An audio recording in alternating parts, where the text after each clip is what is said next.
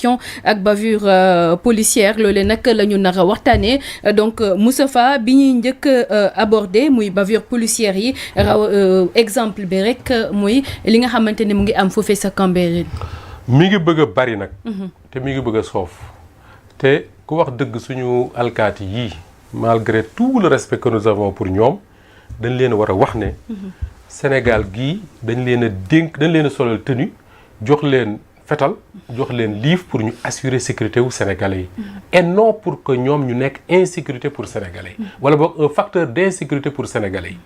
les bavures policières yi nga doon wax doon na am du temps de Macky Sall du temps de Wade peut-être même du temps de Diouf mais du temps de Macky Sall seetlu woon nañ ne bari woon na fi lool te ñi ko daan def dara du leen ci fekk. ñu yaakaaroon ne bu nguur gu bees changé ñu woo sénégalais yi ne il faut ñu changer suñu ay esprit il faut ñu gën a nekk citoyen il faut ñu gën a xool nan la ñuy def pour nekk benn pour liggéey suñu réew alkaati yi war nañ def seen bopp également que ni ñoom it vague boobu wala mouvance boobu daf leen war a yóbbaale waratuñu am des relations de non d'adversaire entre ñoom ak ñi nga xam dañ leen a dénk seen sécurité mais malheureusement Safiatou mas naa ci waxtaan ak benn commissaire de police à la retraite bu ñëwoon fii seet si ma sama bureau ñu toog di waxtaan. si on peut avoir les images Mohamed. ñu toog di waxtaan. ma koy laaj boobu yàgg naa li ma lay wax nii. ça fait des années ma koy laaj lan moo tax suñu alkaati yi contrairement ak li ngay gis ci yeneen réew yi alkaati yi mën nañoo gëddee mën nañoo yuuxu mën nañoo du mais di dóor ay doomu aadama di leen violenter loolu xamuñu ko woon.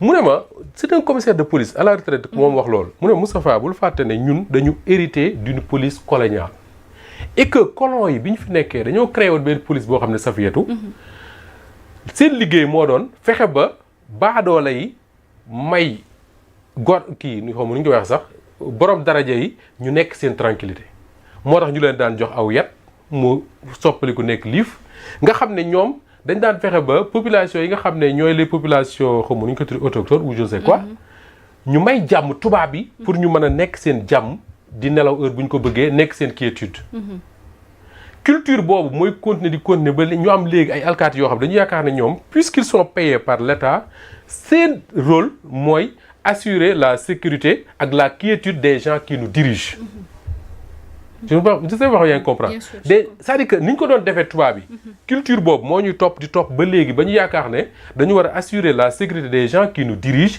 muy le président de la République ses ministres son premier ministre l'élite quoi maintenant les autres Sénégalais yi nga xam ne c'est la population yi nga xam ne ñooñu seeni impôt la ñuy jël pour fay la salaire yow alkaati bi ñooñ nga yaakaar ne ñoom da nga war di teg lu metti ci ñoom man du ma ne mukk ne il faut dire aux policiers que ni amuñu non les policiers ont un travail à faire et suñ nekkul di ko def ñun duñ nekk ci sécurité parce que mënuñu nangu des bandits de grand chemin di dogaale ay jigéen guddi wala bëccëg sax di leen agresser di nangu seen alal ba pare ñu ne non ñooñu kat bu leen policiers yi def dara nañ leen traiter comme ay buur non mënta nekk il faut que policiers yi exercer cette violence légitime là nga xam ne moom la leen loi may mais li tax ñu naan bavure Safiatou mooy parfois dañuy def loo xam ne amul benn loi bu leen ko may li xew Cambérène man quand je l'ai entendu hier avant may gis le communiqué de la police man dama woo ku dëkk Cambérène ñaari nit kenn ki fii ci Walfadjri lay liggéeyee keneen ki c'est un responsable politique qui a été au PDS et tout ku ma xam bu baax sama grand ma woo ko laaj ko ne ko mais qu'est-ce qui se passe à Cambérène mu ne ma mbir mi sama koñ lay amee maa ngi nii di jàkkaarloo xeex yeeg yëpp mais li ma ci xam mooy dañu wax ne alkaati yi dañ doon dàq ay xale ñooñu daw xawma dañ ay agresseurs lañ leen tegoon nekk nañ ko nekkuñu ko je n'en sais rien nekk mu fa woon ñooñu daw dugg ci géej ga pour làqatu malheureusement ils ont tout fait pour génne leen mais génnuñu ndekete lapp nañ fa loolu mooy la version bi ñu ma jëkk wax te boobu gisaguma le communiqué de la police après bi ma gisee le communiqué de la police laa gis ne la version que la police donne sorewul ak version bi nga xam ne kooku noonu su ma kii woon sax tudd turam moo ma ko waxoon avant police di wax ça veut dire quoi que ni peut-être la police a raison que ni dañ doon dàq ay nit comme niñ koy defee saa su ne parce que man zone boobu Île Marie bu ma fay jaar soo fa jaaree tu vois que la police est très présente sur cette zone mooy VDN bi li ko dalee li ma jàmmalaay jëm ba VDN 3 bi. VDN 3 bi jëm ba rond-point bi ngay wàcc bi ngay duggee pour dugg Guédiawaye la. Malika. Non pas Malika bi ngay duggee pour dugg Guédiawaye. foofu la police est très présente là-bas. ñi fay jaar xam nañ li may wax. parce que zone la boo xam ne insécurité dafa bari. ci ngay rombe Cambérène et tout mais quoi qu'il en soit ça peut arriver loolu am. les populations ñoom dañoo jàpp ne la police mooy responsable li dal xale yooyu. il est normal que ñu génn manifester seen colère mais manifester sa colère également man dama ne ça veut pas dire que ni da ngay entraver la liberté d'aller et de venir des gens loolu soo ko entraver la police est obligée d'intervenir pour nit ñi mën a circuler normalement mais dans cette intervention là Safiatou jàppante commencé am entre alkaati yi ak xale yi ça arrive dans un pays arrivé na Sénégal ay yoon alkaati yi sànni ay lacrymogènes ça peut arriver mais man ce que je n'ai pas compris et j'aimerais bien qu'on m'explique au nom de quoi on doit le faire. C'est quoi? Image yooyu gisoon nañ ko fi taawu Macky Sall. mu metti woon Sénégalais yi lool. man j'ai été choqué de revoir les mêmes images mooy lan mooy alkaati yu jël nit jàpp ko def ko bouclier. c'est-à-dire que ñu ngi leen di sànni ay xeer ñu jàpp nit toogal ko ci suuf je ne sais pas si Mohamed a les images jàpp nit toogal ko ci suuf. pour que ñi leen di sànni xam ne bu ñu sànnee day dal. ki ñu jàpp seen otage. mais loolu man j'arrive pas à comprendre ça. et c'est des images yi nga xam ne doon nañ ko gis diggante 2021 2024. bi xeex yu metti yi amee entre le pouvoir de Macky Sall et les gens de Pastef. et nit ñi yaakaaroon na ne loolu moom jeex na lu mu metti alkaati yi xalaatuñ ko. mais lu ni mel fan la ñu mën a jëmee tamit. mais fi ñuy jëmee mooy défiance bi nga xam ne mooy am ci diggante population yi ak alkaati yi parce que li gën ci alkaati yi te je sais que mooy li leen gënal ñoom. mooy nit ñi buñ leen gisee. gëm ne kii kat daf fee nekk pour suñu sécurité et non pour leur insécurité. Cheikh Bara Ndiaye dafa mas a wax benn image yu am solo dafa ne boo demee ci tubaab bi xale boo gisee lu ko ragal day daw laqatu ci policier parce que xam na ne raw na fii nag Sénégal soo gisee lu la ragal doo daw laqatu ci policier parce que boo fa demee ci lay gën a méttee ci yow. mais loolu lañ war a éviter. image bii la j'ai vu ça hier. parce que benn waay laa gis mu bind ko ne sans limite moo ko wane après j'ai regardé l'image et puis effectivement j'ai vu ça. pour man Safiatou la solution mooy lu simple. il faut que autorités yi jël seen responsable bi mat sëkk quand je dis autorités yi mooy les responsables de la police. il faut d'abord enquêter pour xool ñaari xale yu faatu dans quelles conditions la ñu faatoo. su amee des sanctions yu war a dal ci policiers yi nga nekkoon mu dal seen kaw ba ñu xam ne dal na seen kaw il faut également enquêter pour xool bi ñuy réprimer la manifestation lan la fa alkaati yi def loo xam ne seen pouvoir mayu leen ko. il faut prendre des sanctions contre les gens qui le font soo ko defee boo liggéey du amaat. D'accord, mais il faut également éviter une chose. Safiatou il faut éviter de créer la peur dans les rangs de la police. li ma bëgg wax foofu mooy.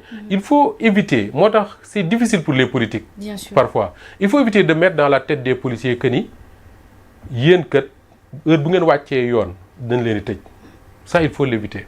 il faut que la confiance nekk ci policiers yi mais il faut également que les populations am confiance ci policiers yi loolu nag c'est tout un travail à faire boo xam ne man li ma étonné mooy nguur gi bees bi ñuy soog a falu les responsables de la police doon nañ ci liggéey lu bari notamment yaa ngi ko doon gis ci koor gi policiers yi di jox nit ñi ay ndogoog et tout mais ça c'est de belles images qui font revenir la confiance entre alkaati yi ak ñi nga xam ne ñooy population yi mais li xew Cambérène c'est une page à fermer très rapidement te li koy fermer mooy situer les responsables. léegi peut-être ñu fermer ko foofu. et ça sera la dernière question d'ailleurs. muy est-ce que nekkul warul am benn réconciliation entre ces hommes de tenue et la population mais que ñu bañ à tout le temps ñuy indexer ces hommes de tenue est-ce que tamit faay bi nekkul de l'autre côté est-ce que waruñoo dem ñu càmbar ba pare balaa ñu indexer les forces de l'ordre. D'accord naa ak yow. il faut faire des enquêtes moo tax ma ne la il faut éviter de créer la peur dans les rangs des forces de l'ordre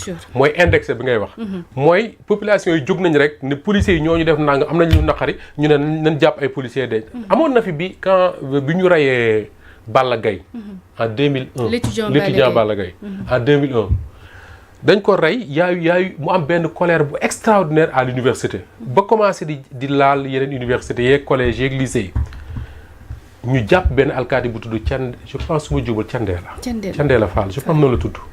je pense. certainement. jàpp alkaati boobu. def ci kaso bi ne moom moo faat Balla Gaye moomu def na ay weer ci kaso bi man jour bañ koy àtte procès boobu demoon naa ja ki ko doon défendre d'ailleurs c'est un colonel de la des sapeurs-pompiers bu tudd un certain Wan c'est lui qui défend souvent les hommes de tenue xaw ma ba xam ni ñu koy def ba léegi mais à l'époque bu ñu leen dee juger mais keroog dañu démontrer clairement que ni Thiendella mënul nekk alkaati bi rey Balla Gaye mais à l'époque puisque y avait de la tension il fallait que ñu téye kenn pour nit ñi dal. daf may fàttali affaire tombon Wally chaque jour ñu cité kenn. voilà un cas encore. moo tax dans ces genres d'affaires là li gën mooy la sérénité. bien sûr autorités yi ànd ak sérénité. def enquête yi nga xam ne moo ci war parce que un policier n'est pas au-dessus de la loi. d'accord su fekkee ne ba ñuy ramasse ay nit wala boog ba ñuy dàq ay agresseurs ci lu ñu wax.